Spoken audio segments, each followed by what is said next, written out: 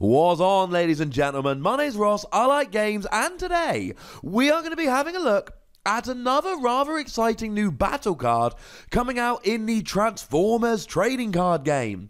This one was revealed by the lovely folks over at TFW. Very nice podcast, make sure you check them out.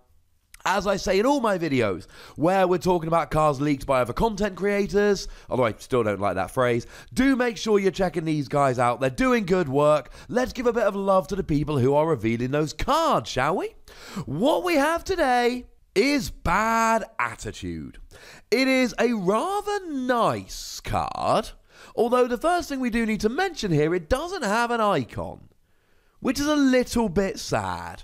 No icon here, no orange icon to add to your attack, no blue icon to add to your defense, no green icon to help you get it out of the scrap pile when you flip it. No, ladies and gentlemen, there ain't no icon here, boo, hiss, etc. But the good news is that there's enough here to like that it doesn't really matter.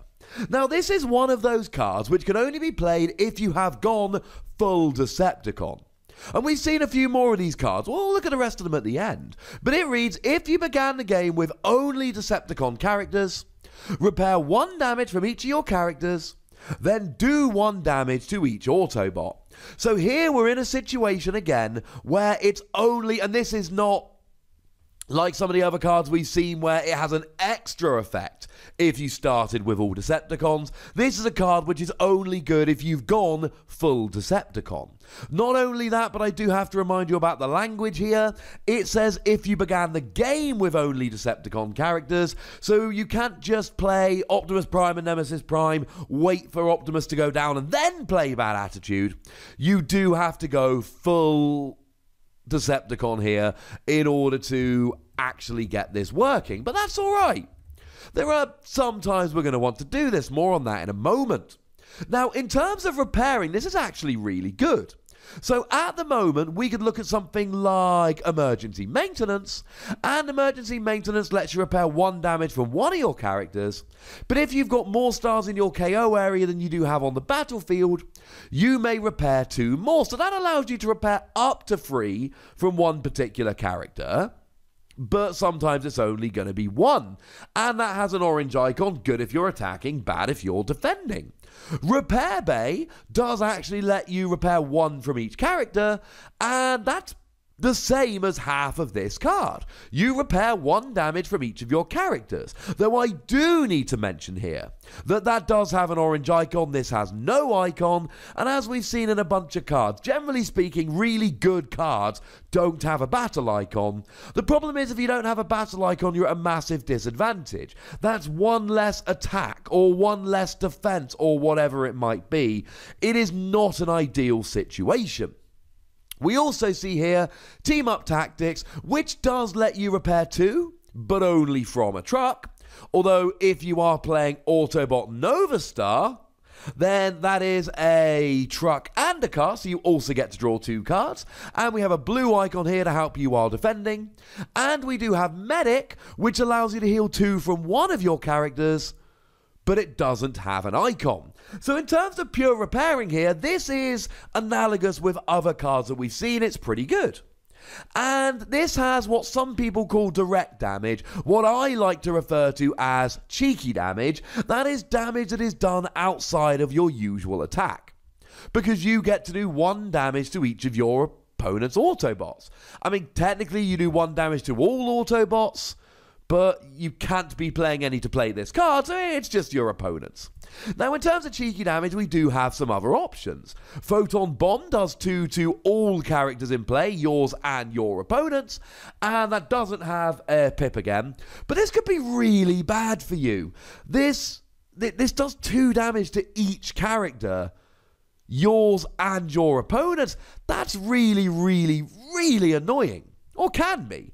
I mean, if you're going for a Planes deck, for instance, and Planes is one of the archetypes where you're more likely to be going full Decepticon, then you do actually have access to Bombing Run. And Bombing Run's really good here because it lets you move 1 damage from each of your planes to one of your opponent's characters. So that can actually be really nice in terms of you do 2 damage to each of theirs, and then 2 damage to each of yours, but then you move 1 of those damage to theirs. So you've done like 5 damage to one of theirs, 2 to the rest, and 1 damage to each of yours, you're clearly winning that round. Although you will need a brainstorm to be able to play both of them in one turn. It is a slightly awkward way to do things, but it is possible. That is something that you could potentially pull off here. If you want to go just attacking your enemy, we do have Plasma Burst here. And Plasma Burst is a nice little card that does 2 damage to one enemy. Again, no icon, because it's pretty gosh darn good. Or if you really want to go for it, you could go Bolt of Lightning here, which is pretty much the same, except it's 3 damage to an enemy. Again, no icon. But the thing to remember is this is one of those battle cards that costs a star to use, so that means that if you want to play a 25-star deck, which we will often be doing for stuff like Decepticons, more on that in a moment, you're not going to be able to play something like this, which could potentially be a little bit of a pain. We also have Zap that does 1 damage to one of your opponent's characters, which is pretty low rent, but it does have an orange icon, so if you want to go attacking and playing orange icon, Zap is a really good option. And then we have Strafing Run, which is the other half of this card. Strafing 1 does 1 damage to each enemy, and has no icon. So this card here, this Bad Attitude, literally is just Repair Bay and Strafing Run in one card. You repair 1 damage from each of your characters and do 1 damage to each of your opponents. Except it's not quite that simple. You see, I've been talking about all this damage and all of that, assuming that your opponent is playing an Autobot deck. And they might be. They might be playing something like Dinobots, which is going to be an Autobot deck. I showed you just yesterday a card I am extremely excited about, that being Volcanicus, which is made up of Dinobots, which has to be an all Autobot deck. This is brilliant, ladies and gentlemen. Absolutely brilliant. Here's the thing, though. What if they're not? What if you're playing against an entirely Decepticon deck? Now, if you're playing against a half and half, let's say you're playing against double primes. You don't do the damage to Nemesis Prime, but you do the damage to Autobot Prime, so it basically turns into a Zap, which is alright. It's not terrible. We can live with this. But if you're playing against a Decepticon deck, you're just healing 1 damage from all of your characters. Now, the problem with that is that we've got a card that can heal 1 damage from all of your characters. I told you earlier, it's Repair Bay, and it has an orange icon. This doesn't, so that makes it a worse Repair Bay. Again, this is a card where you have to predict the meta. This is a card that would be quite nice if you're ever able to have a sideboard whereby you've got cards which are not in your deck, but you can put them in between games in a best of 3, where you can chuck it in against an Autobot deck. Because for healing alone, it's not good enough. You've got to have both parts of this to make it a good card. And let's be clear, right? If you've got both parts, it is a great card. But you've got to have both cards. Now, in terms of Decepticon decks, I'm quite a fan of Megatron. We've got 3 of those, so you could go making yourself a Megatron deck. I was lucky enough to have the reveal of Megatron Arrogant Ruler, so, you know, maybe check that one out. Maybe I'll pop a link in the description.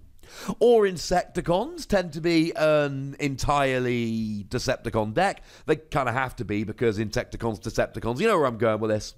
We looked at Predaking the other day. That was the first, but now not the only combiner that we were shown. And that, by its very nature, has to have all the Predacons, which will, of course, mean it is an entirely Decepticon deck. And the other thing that I need to mention about this card, and it's one of the things that makes it so good for something like Insecticons, this gets better the more bots you've got on each side. The more bots you've got on your side, the more healing you've got. The more bots your opponent's got on their side, the more damage that you do. And the more bots they're playing, the more likely they are to be very low health, or at least lower health, which means that you're going to get more proportional damage. If you're doing 1 damage to a bunch of 6 and 7 health enemies, that's way better than doing 1 damage to a bunch of 12 health enemies. And this is where combiners come in beautifully. This seems like a card which is kind of designed with combiners in mind. Because if you're playing something like Predacons, then you get to heal essentially 5 damage because you're healing 5 characters, and you might potentially be dealing 5 damage if your opponent's got a combiner which is all Autobots. As much as Volcanicus does combined from 5 characters, you're basically only ever going to have 3 of them on the field at one time, so it's not quite as good.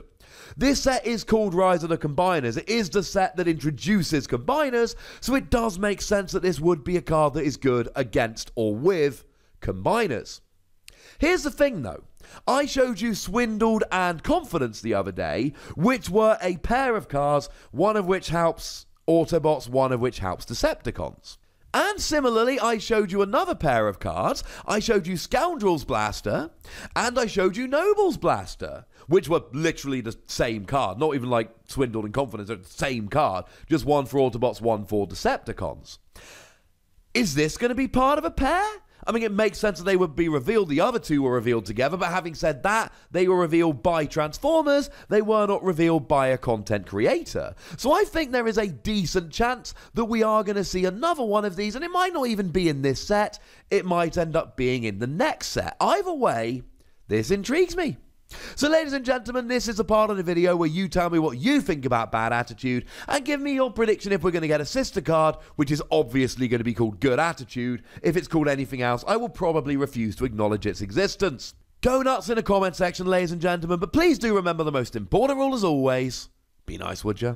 And then make sure you like this video, subscribe to this channel, and follow me on Twitter at the Wossy, where we talk Transformers and other fun things. But by far the most important thing as always is to look after yourselves until next time. Thank you very much for watching. My name's Ross, and you've been watching Wossy Plays.